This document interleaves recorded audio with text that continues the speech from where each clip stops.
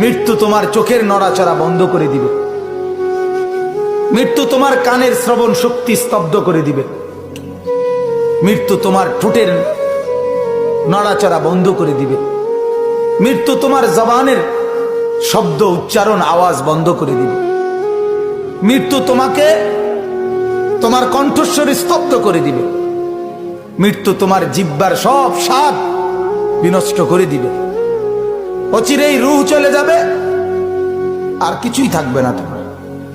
না কানের শ্রবণ শক্তি, না নাকের ঘ্রাণ শক্তি, না চোখের দৃষ্টি শক্তি, না চামড়ার অনুভব শক্তি, না পায়ের চলার শক্তি, না কল্পনার বিবেকের দিমাগের চিন্তা ফিকিরের শক্তি, কিচ্ছু থাকবে না। আল্লাহর নবী এটাই বলছেন, সব কিছু নষ্ট করে দেয়, মিনিটে স্তব্ধ করে দেয় যেই জিনিস, সেই মৃত্যুকে বারবার স্মরণ করো, বারবার স্মরণ করো, বারবার স্মরণ করো।